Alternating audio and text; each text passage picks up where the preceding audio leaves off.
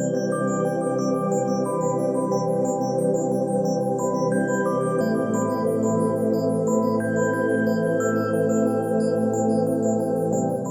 everybody, welcome to 2ZQ Hot Takes, where we discuss issues both big and small.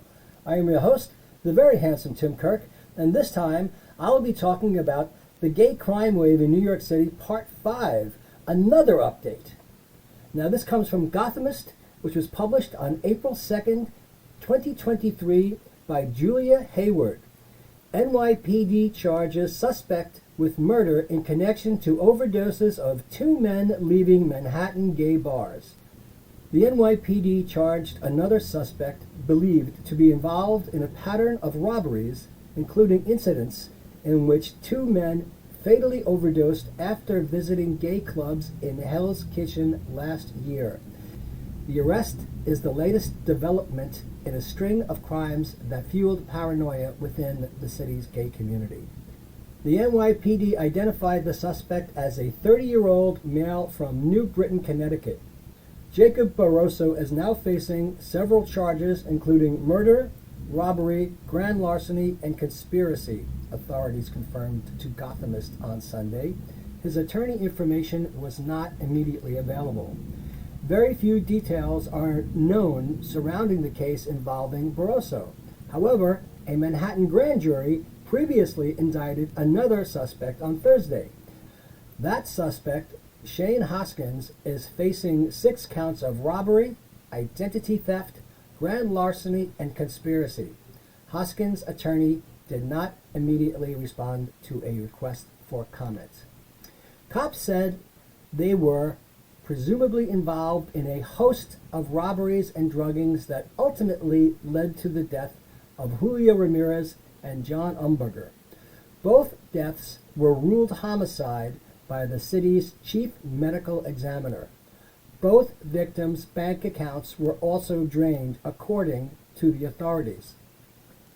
Police also said on Friday they were seeking Jaquan Hamilton and Robert DeMeo, both from Brooklyn, who were also alleged to be connected to the drug-induced homicides in Hell's Kitchen. Police said there were 17 incidents being investigated as part of this pattern occurring between September 19, 2021 and August 28, 2022. My God. Now from NBC Out. Gay New Yorkers share accounts similar to robberies that left 2 dead. NBC News spoke to 2 people who described harrowing experiences that seemed to broadly fit a pattern of robberies that left 2 men dead. And this again is from Matt Leovetis. The gay community in the country's largest LGBTQ city awaits answers after the unexplained deaths of 2 gay men who were separately found dead with their bank accounts drained. And that was written by Lisa Evsiva from NBC News. Matt Lavietes says, the cases were weeks apart and eerily similar. 2 young men in popular New York City gay bars. They each left with at least one mysterious person. They were both found dead. Both of their bank accounts were drained, and they may not be the only ones.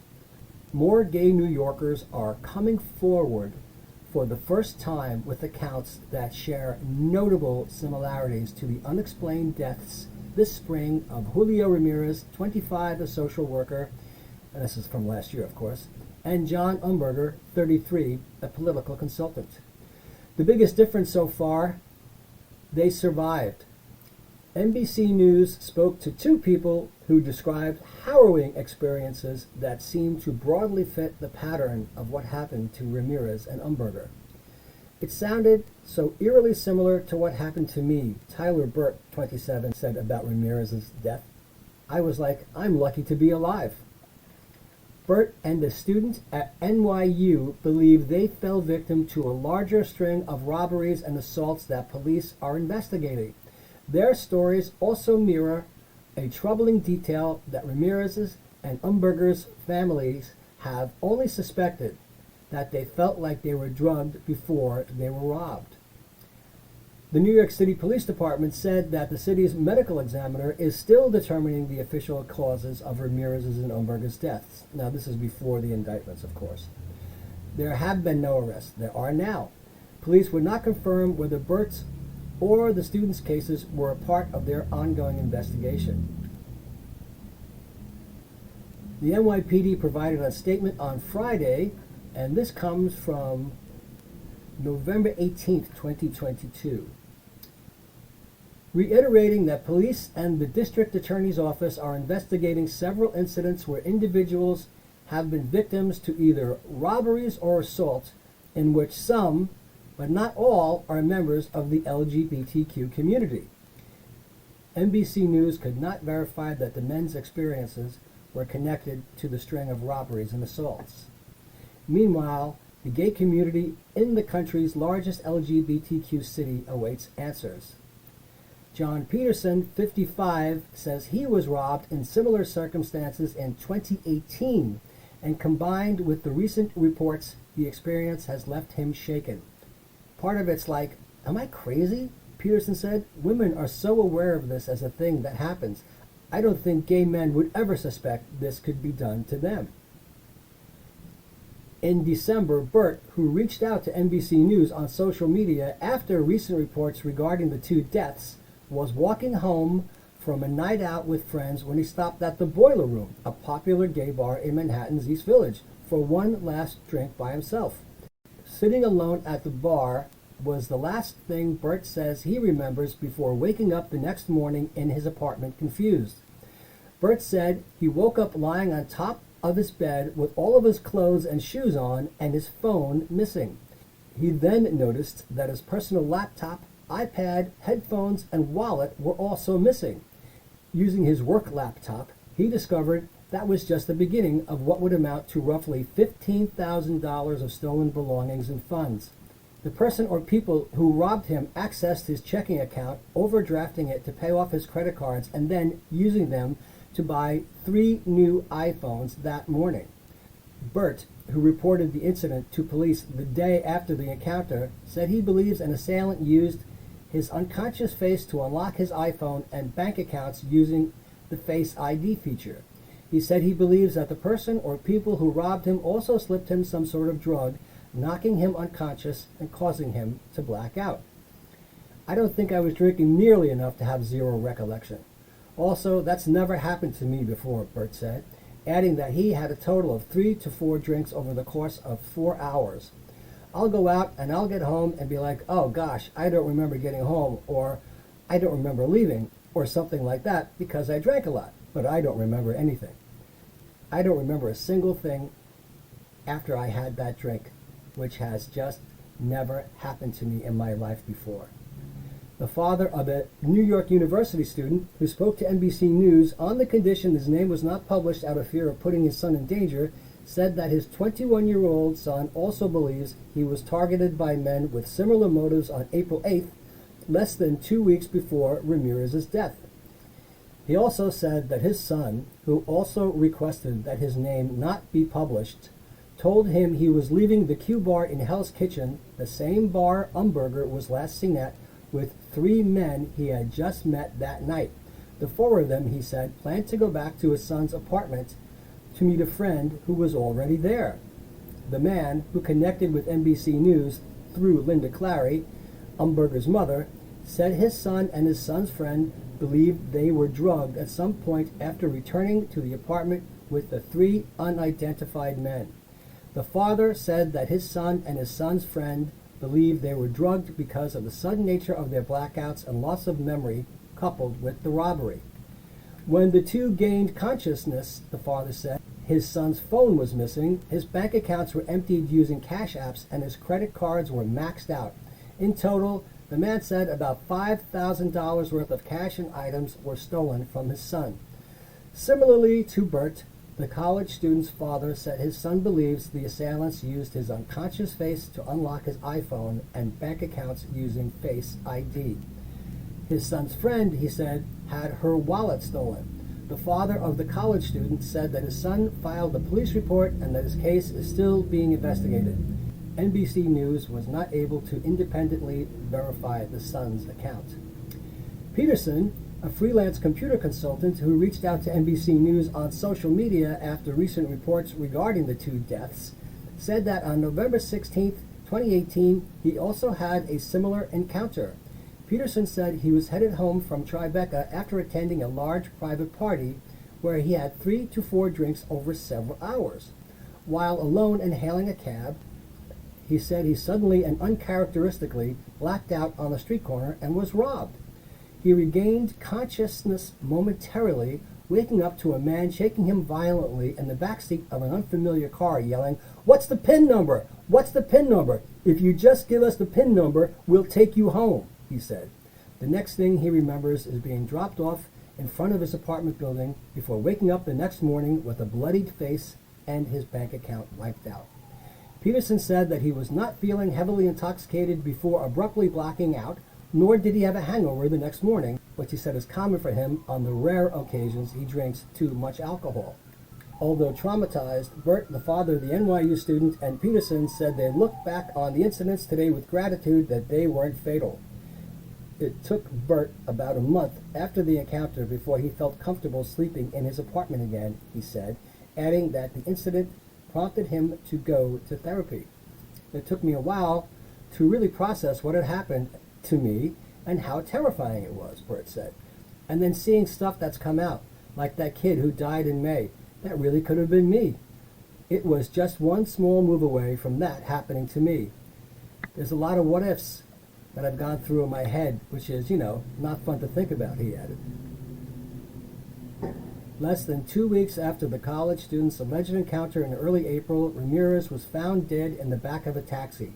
His body was discovered an hour after he was seen leaving the Ritz Bar and Lounge with 3 unidentified men, according to the NYPD. His family previously told NBC News that approximately $20,000 had been drained from his bank accounts. Bert, Peterson, Clary, and the college student's father all said they felt the NYPD did not initially take their cases as seriously as they hoped and were, at times, unresponsive. It seemed like he was being reluctant to do anything that required a little bit of extra work, Bert said of the detective on his case. It just felt like it was not a priority at all, and I was the one following up, bugging the guy time and time again, and I was just getting nowhere. The father of the college student who was allegedly robbed said that the police stopped returning his phone calls until recently, months after the deaths of Ramirez and Umberger.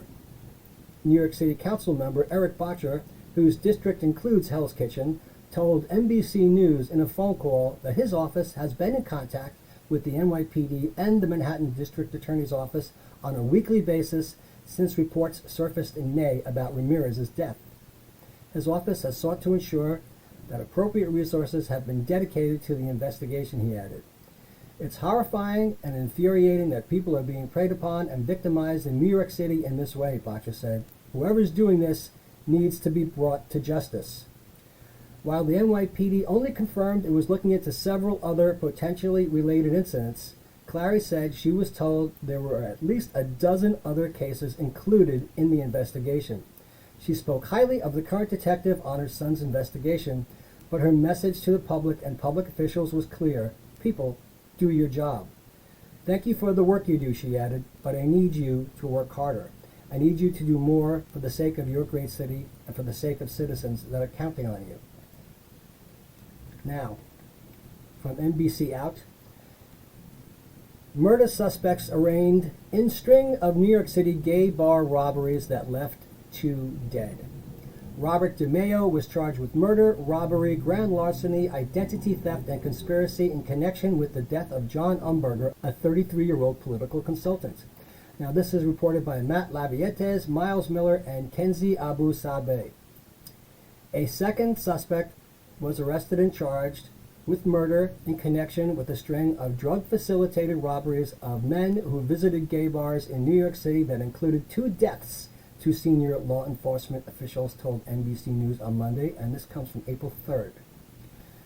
And again, Robert DeMeo was charged with murder, robbery, grand larceny, identity theft, and conspiracy in connection with the death of John Umberger, a 33-year-old political consultant, and in a separate incident in which an unidentified victim did not die, the officials said. So, last month, the medical examiner's office ruled their deaths, Ramirez's and Umberger's deaths, as homicide caused by drug-facilitated theft. Multiple drugs were found in their systems, including fentanyl, lidocaine, and cocaine.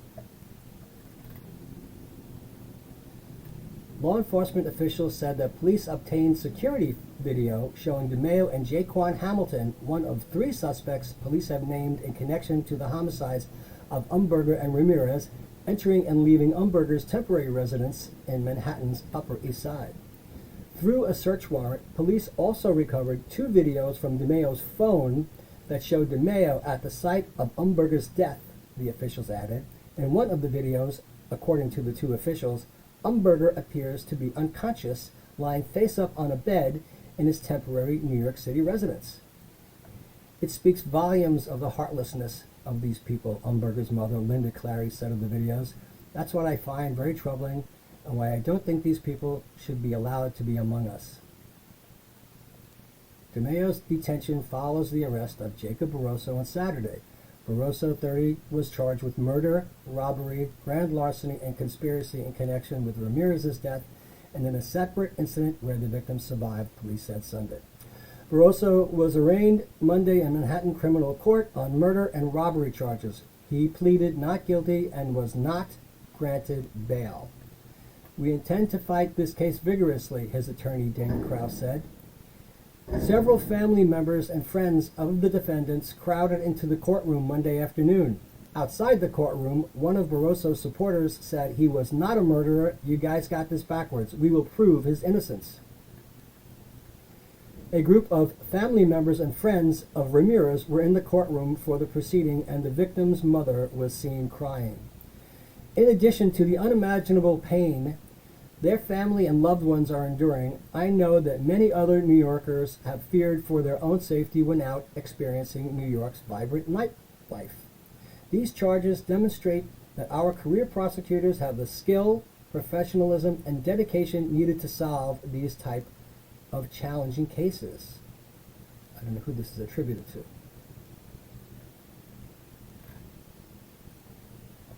On Friday, police said they believe DeMeo, Barroso, and Hamilton are among those responsible for a broader citywide robbery pattern that includes at least 17 victims. The incidents, which include Ramirez's and Umberger's robberies and deaths, occurred from September 19th, 2021 to August 28th, 2022, the spokesperson said. An additional suspect was arraigned Monday afternoon on robbery, grand larceny, and identity theft charges in connection with the string of robberies. Andre Butts, 28, was captured on security video buying sneakers with Ramirez's credit card, according to prosecutors from the Manhattan District Attorney's Office. Butts, who was arrested Friday and pleaded not guilty, is being held on $100,000 bail after he tried to flee during his arrest, prosecutors said. Butts' arraignment follows last week's proceeding against Shane Hoskins, who was arraigned on felony larceny and identity theft charges in connection with the same string of robberies. An indictment naming Hoskins, 31, and 4 other unidentified co-conspirators outlined a pattern where victims were incapacitated to the extent that their ability to perceive events became diminished, so that suspects could steal their victims' cell phones and credit cards and use the physical cards and information stored on the victims' phones to transfer money to themselves and make purchases. Manhattan District Attorney Alvin Bragg and NYPD Commissioner Keechant L. Sewell commended the teamwork between the NYPD and city prosecutors to bring forward charges. These defendants showed a callous disregard for human life, and now we are working to hold them accountable, Sewell said in a statement. The New York City Police Department previously confirmed to NBC News that there are multiple groups of criminals committing these types of crimes against men visiting the city's gay bars. Police also said that comparable crimes were being committed against patrons of bars without any LGBTQ affiliation. One separate group is suspected of committing similar crimes on 26 victims, two law enforcement officials told NBC News last week. Fashion designer Catherine Marie Gallagher, whose death in July was ruled a drug-facilitated homicide by the medical examiner's office, was one of the subsequent group's victims, the official said. Last week, the New York City Medical Examiner's Office also confirmed that it is investigating several additional deaths in similar circumstances to those of Ramirez and Umberger. It is unclear, however, if they were found dead after visiting gay bars or whether they were connected with DeMeo, Barroso, and Hamilton. A spokesman for the Medical Examiner's Office said they could not comment further due to the ongoing criminal investigations. And there was a correction dated April 6 at 11:15 a.m. A previous version of this article misstated the judge's decision regarding monetary bail for Jacob Barroso. The judge denied Barroso bail. She did not set bail at $3 million. Personally, I keep thinking it also might have happened to a bunch of older guys who were alone in life and were old school confirmed bachelors who went to places like the Townhouse on East 58th Street and may be dead and still undiscovered, or survived and would never say anything out of fear. Even though they may be retired, they're not the kind of guys who would actually publicly come out. Or their deaths were just written off as heart attacks and not investigated. The guys who survived said the NYPD gave them lip service until it became more well known. So I have to think that a lot of these guys don't want to go through the embarrassment or the stress and the anxiety of having to deal with law enforcement and having themselves publicly outed, or looking foolish, or being known to patronize prostitutes. So they would probably be silent victims, in my mind anyway.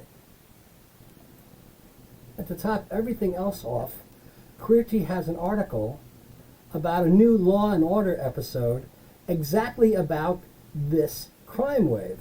And the interview was with an actor named Adrian Anchondo, and it says, Adrian Anchondo talks timely law and order about New York City's gay-targeted attacks and calling Chris Maloney daddy. So what do you know?